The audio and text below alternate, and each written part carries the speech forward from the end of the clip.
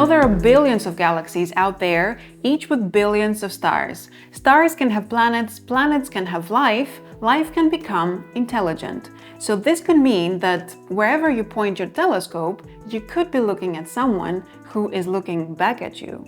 And that's what you're trying to find in SETI, a game of exploration and ultimately discovery. In the game, players play as competing space exploration agencies, relying on real-world technologies and real projects to unravel some of humanity's greatest mysteries. You'll be managing limited resources, exploring planets, listening to the stars, launching probes, and advancing the science of exobiology. In this video, we'll explain everything you need to know to play your first game of SETI. So without further ado, let's begin with the setup. First, you'll find the main board in pieces which you need to assemble. You have the planetary board, the solar system board, and the tech board. The 3 discs in the center of the board and the 4 sector boards surrounding them start in a random configuration. You can use the QR code in the rulebook to receive a random layout, or you can randomize the board yourself. What's important is that the discs line up to form 8 well-defined sectors with 1 nearby star in each sector. In the game, you'll be able to perform the cool rotation of the discs and the planets orbiting around the Sun. Next, you should fill the data slots of the nearby stars with data tokens, and you use the remaining ones to form a data token supply. Now, let's go to the technologies. There's 12 different ones that can help you in your search for intelligent life. Each tech is depicted on the tech boards, 4 techs in each of 3 colors. For each technology, you shuffle the 4 matching tech tiles and you place them on the matching space. The side depicting the technology should be face down. Then you place a 2-point tile on top of each of the 12 stacks. You then shuffle the main deck of cards and you deal 3 face up to form the card row. Next, you prepare the end of round cards, which will be made of 4 stacks. Each stack contains 1 more card than there are players. So for example, in this 3-player game I'm setting up, each stack contains 4 cards. You also place 1 rotation token on the marked space on the tech board. You place the second token on the first pile of the end of round cards we just made. This is just a reminder to rotate the solar system the first time a player passes in a round. You take the 4 gold scoring tiles, which as you can see are double-sided, and you place them beside the board with a random side up. In the box you'll find 5 alien species, but in each game you'll only be playing with 2 of them, so keep them face down, pick 2 at random, and place them in the slots on the edges of the planetary board. These tokens are the energy and the credit supply, which you should keep close to the board. Last, you take these neutral markers of an unused color and use them to mark these slots above the 20 and 30 point spaces on the scoring track. If you're playing a solo or a 2-player game, you place 2 markers above each of the 2 spaces, and if you're playing a 3-player game, place only 1 marker above each space. In a 4-player game, you don't have to do any of that, so you skip this step. And to complete the setup, we also need to do the player setup. Each player selects a color and takes the corresponding markers and figures and keeps them near their player board. This is the starting player marker, and it goes to the player who last saw a UFO, and players play in clockwise order. The first player's score starts at 1, the second at 2, the third at 3, and the 4th player's score starts at 4. Last, you take the starting income card in your color, and your starting resources are shown on the back of the card. This shows your starting publicity, so you take the piece of your color that looks like a microphone and place it on number 4 on the publicity counter. Then, for credits and energy, you take the number of tokens listed, and this symbol tells you to draw 5 cards from the deck. And finally, this last symbol tells you to turn one of your cards into income. You simply flip the income card and tuck a card from your hand underneath it. You immediately gain the bonus printed on the card you just tucked, and from now on, every time a new round starts, you'll be getting all the resources listed. And now that the setup is complete, we can move to the actual gameplay. So, of course, in the game you want to get the most victory points. Anything with this green number means scoring that many victory points. There are many ways you can score points over the course of the game, as we'll see later on, and one of them is through the alien species. There are 2 alien species in each game. To discover an alien species, 3 traces must be discovered: the purple trace, the yellow trace, and the blue trace. Once all 3 have been discovered, the alien life will be revealed, providing new opportunities for scoring. The game progresses over a series of turns. When it's your turn, you get to take one main action along with any number of free actions before, during, or after your main action. All of the main actions cost resources to perform. Once you run out of resources or actions you want to take, then you may pass. And once all players have passed, you will receive new resources and start a new round. There are 5 rounds in total in the game, and at the end of the 5th round, the game ends, and this is where you calculate your score, and the player with the most points wins. So now let's see the actions you can do in the game. All of the main actions are listed on your player board. We are going to start from the orange row, the probe tech slots. There are 3 different actions you can take with probes, all of which are in this row. First, we have the launch a probe action. You pay 2 credits to do that, and you take one of your probe figures and place it where Earth is in the solar system. Now, each player at the start of the game can only have 1 probe in space, as also indicated by this icon, and by space we mean the rings of the solar system board. The figures over here on the planetary board do not count towards the limit. Your primary goal with launching a probe is to eventually move them to planets.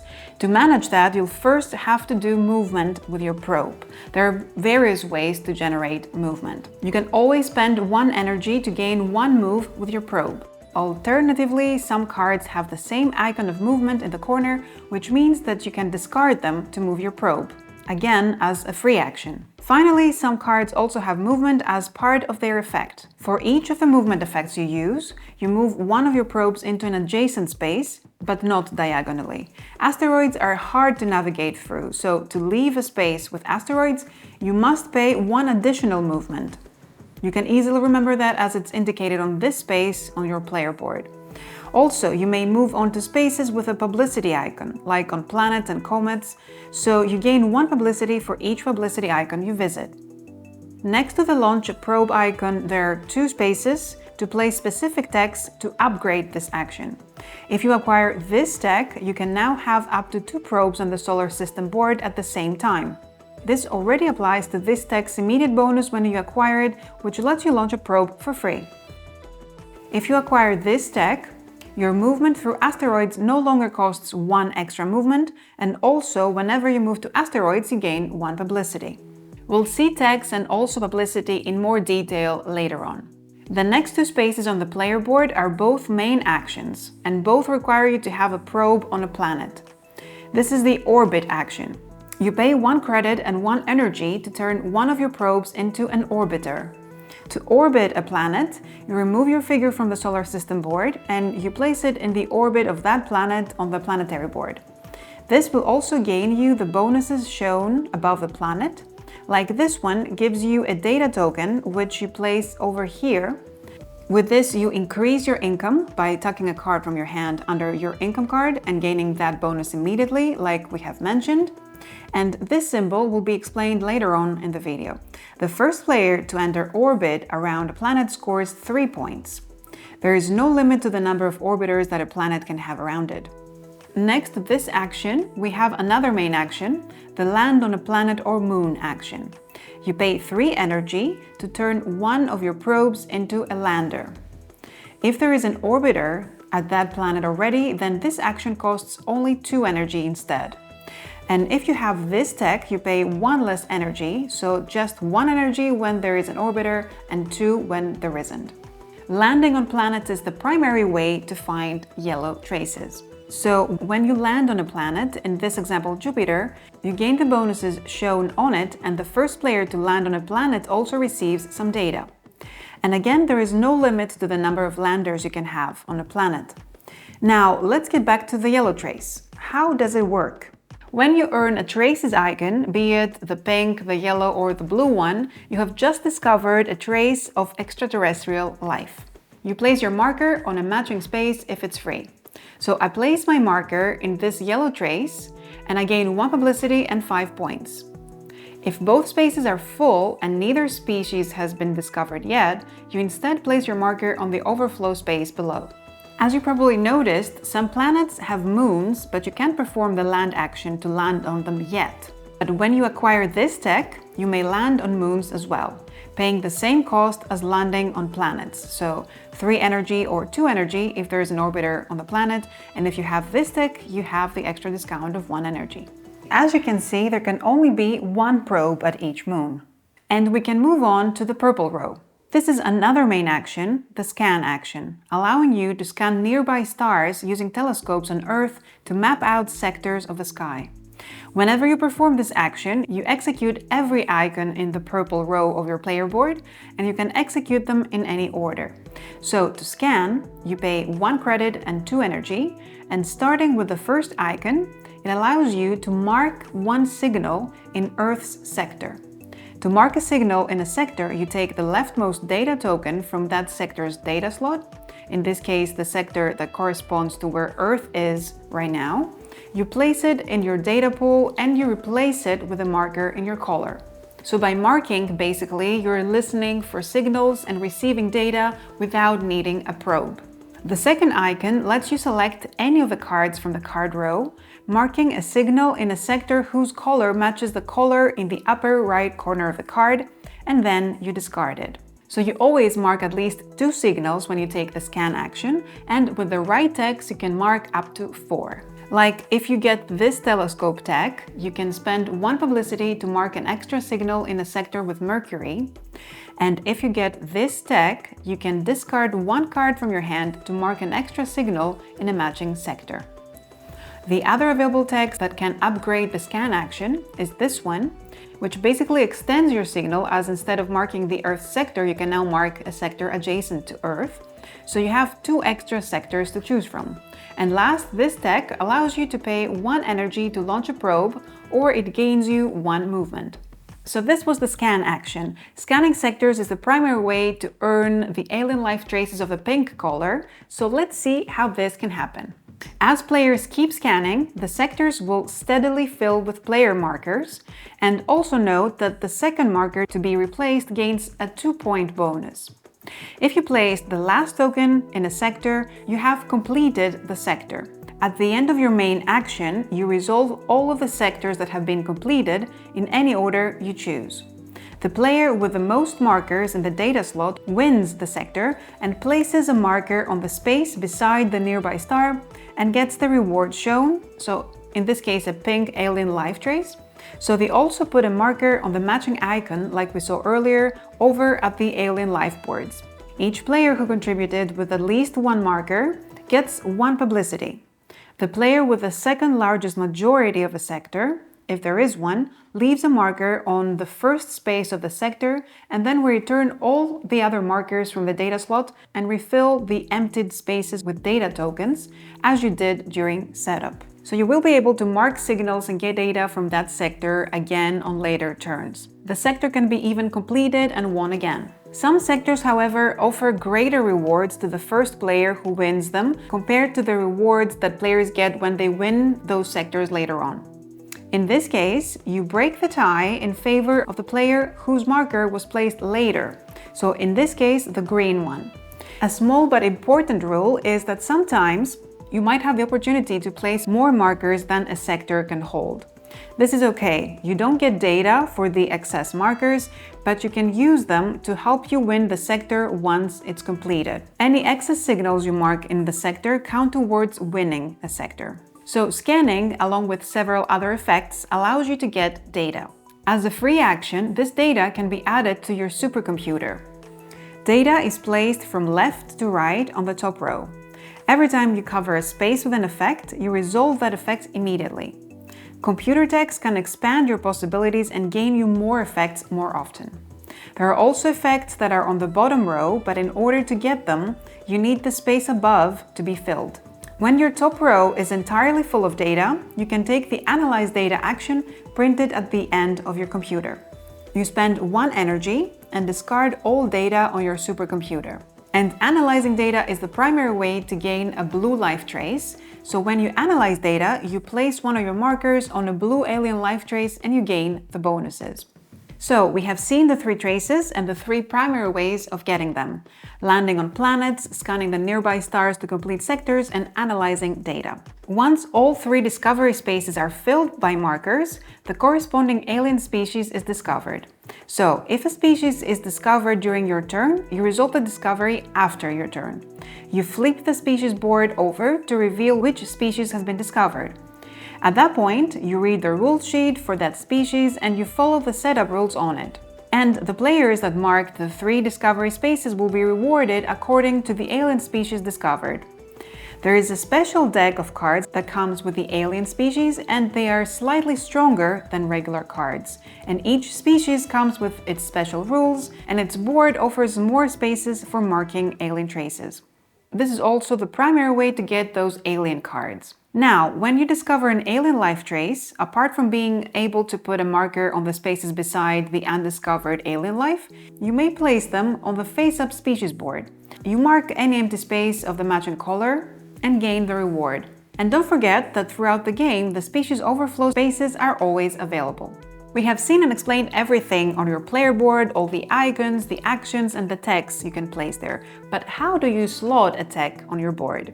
This is another main action you can do to research a tech. You pay 6 publicity, so if you want to do this action, it's a requirement to have at least 6 publicity, or get to it by perhaps discarding cards that offer you publicity as a free action. Otherwise, you cannot perform the action. When you research a tech, you start by rotating the solar system. This counter here represents the passage of time and reminds you which disk to rotate.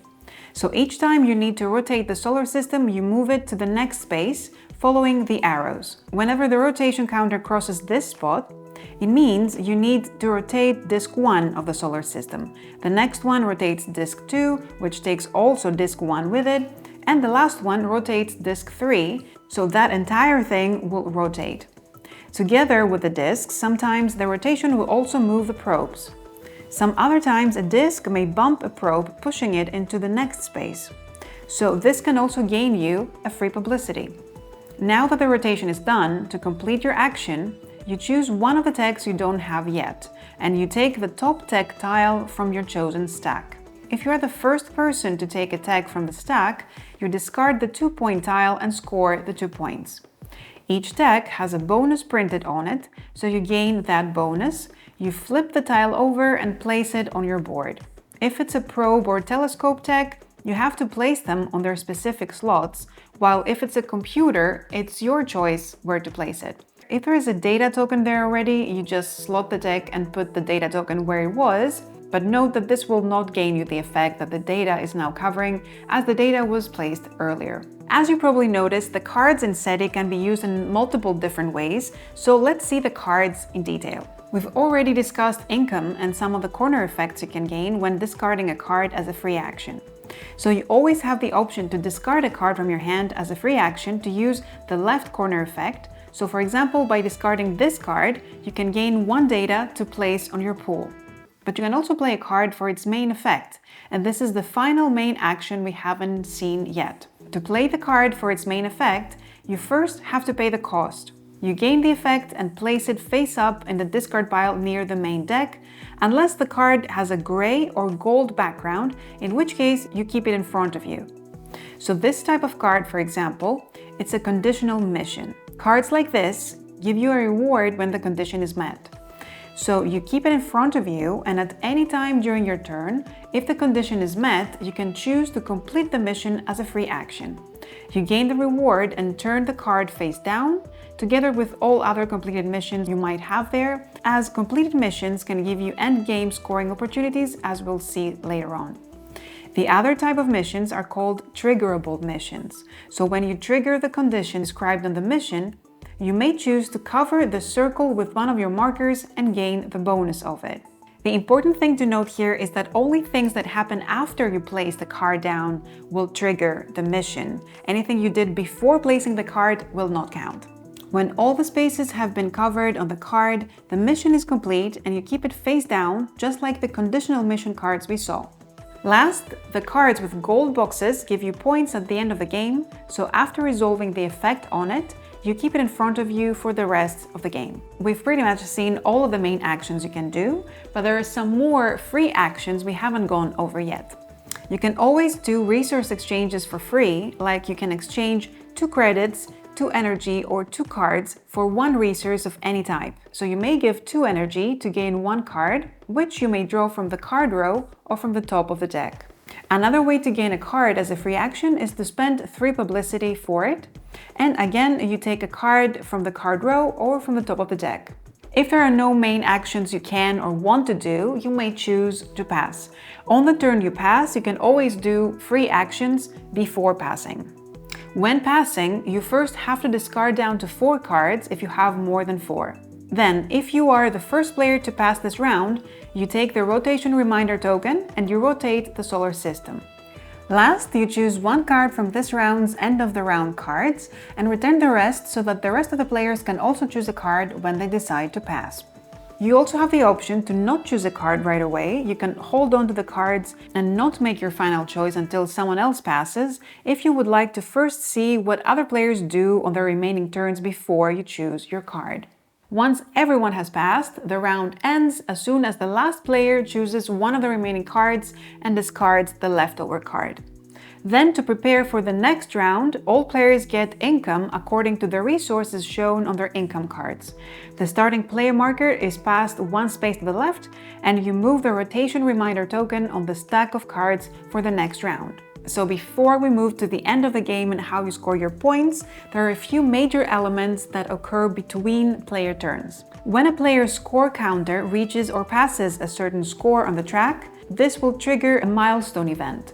At the end of a turn in which you reach or pass 25, 50 or 70 points, so these golden milestones, you choose one of the gold scoring tiles and you mark it. Each gold scoring tile has multiple spaces worth a varying amount of points.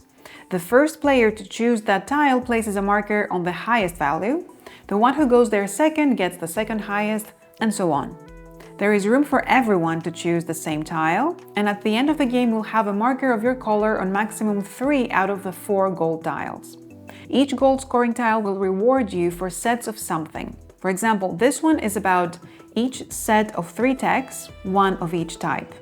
Similarly, this one is about sets of alien life traces you have marked, or this one about pairs of completed missions or end-of-game scoring cards.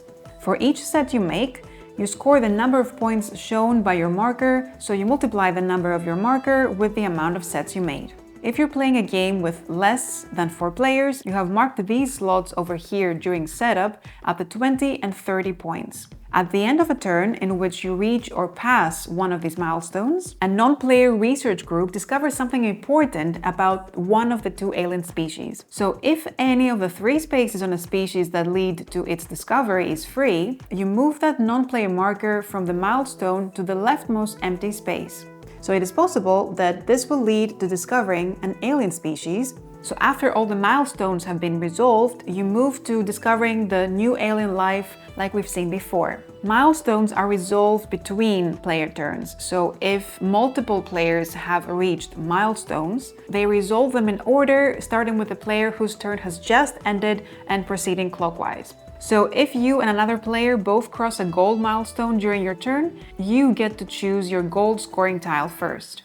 The neutral milestones belongs to non-players, and so it is always resolved last. And after the 5th round, you have reached the end of the game. After the last player has passed, it is time to calculate your final scoring. Players score points for any end-of-game scoring cards they played, the gold scoring tiles, and last, some alien species may add one more scoring step. And the player with the most points wins. You break any ties in favor of whoever is the biggest Carl Sagan fan.